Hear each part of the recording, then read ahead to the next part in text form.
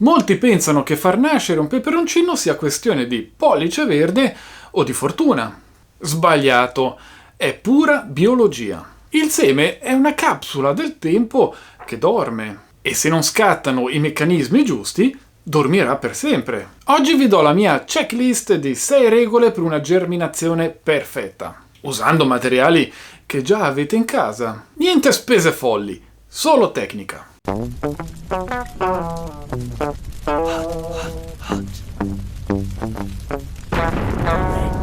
Ciao a tutti! Iniziamo dal contenitore in cui mettere i semi per farli germinare. Non servono germinatoi costosi e ultra tecnologici. Avete in mente quelle vaschette delle salse da cibo da asporto come il sushi? O anche quelli delle olive? Sono perfette. Piccole, impilabili, trasparenti e essendo di plastica non si distruggeranno mai. Ma attenzione! Vanno lavate e risciacquate bene. Acqua calda e sapone. Se rimangono residui di sale, delle salse, aceto o sapone perché non avete risciacquato bene, il seme muore. E dentro che ci mettiamo prima dei semi? Dello Scottex. Quale? Quello semplice, bianco e non profumato. Quello color grigiastro che dovrebbe essere più ecologico, meno trattato. Quello non va bene. Perché su quello bianco lo vediamo subito se si forma della muffa, su quello grigio no. E perché non colorato o profumato? Perché vogliamo evitare chimica inutile a contatto coi semi. Ma Joe, prima si deve metterli in ammollo nella camomilla. Ragazzi, l'acqua va benissimo. Ma parliamo di questa famosissima camomilla. È magia o scienza? La risposta sta in una parola. Tannini. La camomilla contiene tannini, sostanze naturali che hanno un leggero potere fungistatico. E attenzione alla parola fungistatico. Significa che rallenta la crescita delle muffe, non che le uccide. In pratica, la camomilla ammorbidisce il guscio. No, quello lo fa l'acqua tiepida. È il calore che apre i pori, non la tisana. E protegge il seme? Sì. Crea un ambiente leggermente ostile alle muffe per i primi 2 o 3 giorni. È come mettere un leggero scudo protettivo sul seme. Il mio verdetto. Volete un po' di sicurezza in più?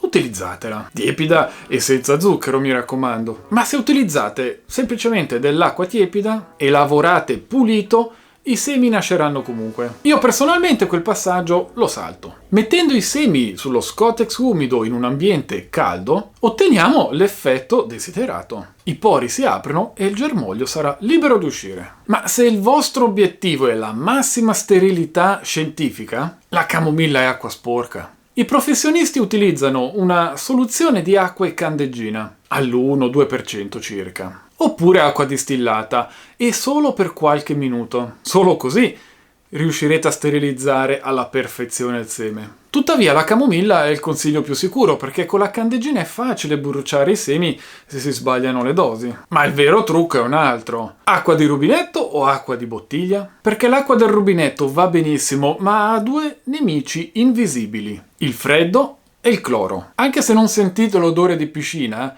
l'acqua potrebbe contenere del cloro e ai semi questo non piace. Inoltre a febbraio l'acqua esce dai tubi gelida e se la versate così com'è sui semi che dovrebbero stare a una temperatura di 28 gradi per poter germinare al meglio, shock termico. La soluzione è a costo zero. Riempite una bottiglia, la lasciate lì aperta tutta la notte, in questo modo il cloro evapora naturalmente e l'acqua raggiungerà la temperatura ambiente. È un gesto semplice che vi salva da 2 problemi in un colpo solo. Ora bisogna mettere i semi sullo Scottex, ma non appoggiateli semplicemente. Qualche strato di Scottex umido sotto, seme, e uno strato di Scottex umido sopra. Devono essere abbracciati dall'umidità. E ora il punto dove quasi tutti sbagliano. Dove li mettiamo? Sul termosifone?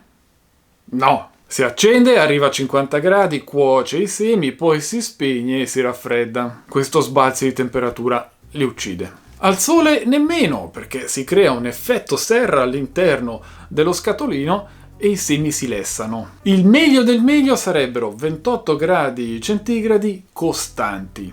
Pensate che utilizzando una temperatura di 28 gradi in maniera non costante ho fatto germinare dei semi di habanero in 2 giorni. Sicuramente erano dei semi eccezionali, tenuti alla perfezione, eccetera, ma in 2 giorni sono germinati. Probabilmente se la temperatura fosse stata costante sarebbero germinati ancora prima. E qui vi lascio il video di approfondimento. Usare un tappetino riscaldante adatto, quindi impermeabile e con una sonda, è senza dubbio la scelta migliore. Ma c'è chi utilizza da anni un sistema più casalingo, il router del wifi. Però è sempre meglio verificare la temperatura. Io personalmente ho sempre utilizzato il piano di lavoro in cucina, dove sotto c'è la lavastoviglie. Questo faceva sì che si raggiungeva una temperatura di 28 gradi centigradi e siccome il piano di lavoro era in marmo, si riusciva a mantenere. Sostituendo la lavastoviglie non riesco più ad ottenere i 28 gradi centigradi. Quindi dovrò comprare anch'io un tappetino riscaldante, dato che il mio router non scalda. E se iniziasse a formarsi della peluria bianca o verde sullo Scotex, butto via tutto? Assolutamente no, la muffa attacca la carta. E solo dopo qualche giorno il seme, quindi avete il tempo di effettuare una bella bonifica. Prendete i semi e lavateli sotto acqua corrente. Buttate lo Scotex e lavate per bene il contenitore con acqua e sapone e risciacquatelo alla perfezione. E rincominciate da capo. I semi sono molto più resistenti di quello che pensate. L'importante è lavare via le spore. E siamo arrivati al momento cruciale, spostare il seme dallo Scotex alla terra. E qui vi devo fare una confessione. Per anni sono stato convinto che la cosa migliore da fare fosse mettere la radice verso il basso, in verticale. Pensavo, la radice scende verso il basso, quindi mettendola così la sto aiutando, giusto? Beh, studiando botanica e qualche anno di esperienza, mi sono reso conto che non è sempre così. Anzi, certe volte, facendo così, creiamo un problema. Analizziamo brevemente cosa succede biologicamente parlando. La pianta ha un GPS interno. Le radici sentono la gravità e vogliono andare verso il basso, mentre il fusto vuole andare verso l'alto, verso la luce. Stiamo parlando di gravitoprismo negativo e positivo. Quindi scenario A. La radice verso il basso, il mio vecchio metodo. Se metto la radice in giù, il fusto sale verso l'alto senza troppi problemi. C'è poco attrito. Il seme sopra la piantina più o meno ha questa forma, quindi va verso l'alto senza troppi problemi. Risultato? Spesso la piantina esce con il semino ancora attaccato. E per far uscire le foglioline dobbiamo aiutarlo, correndo il rischio di spezzare la piantina e di vederla morire. Scenario B. Radice verso l'alto, la tecnica estrema. Per anni ho seguito questa tecnica che consiste appunto nel mettere la piantina al contrario, la radice verso l'alto. Così facendo, il seme che prima era in questa posizione adesso si trova in quest'altra posizione e la piantina crescendo fa in modo che il seme si aggancia nella terra, rimane bloccato e la piantina si libera, naturalmente crescendo, quindi senza rompersi. Tecnica che funziona alla grande, ma stressa la pianta, perché la radice cresce, però capisce che è al contrario, quindi deve inarcarsi, fare un giro a U, tornare in giù, e questo consuma energie preziose che la piantina dovrebbe utilizzare per crescere, non per correggere la rotta. Ma c'è una soluzione: copiare madre natura. Quindi che si fa? In natura, quando il seme cade a terra, come cade?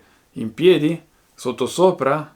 No, cade sdraiato, in orizzontale. Quindi, interrando il seme in orizzontale, la radice farà una breve curva, quindi consumerà meno energie. Ma comunque sia, facendo la curva, il fusto creerà un arco. Questo arco è la schiena con cui la pianta buca il terreno per uscire. Spingendo di schiena ha la forza e l'attrito giusto per lasciare il seme nella terra incastrato, ma senza tutto lo stress dell'inversione a U. Quindi il consiglio definitivo è: posatelo piatto, lo ricoprite con un po' di terriccio, ma poca roba, veramente un paio di millimetri, schiacciate leggermente col dito e vedrete che sarà perfetto. E ora l'ultimo punto che molti sottovalutano: la terra.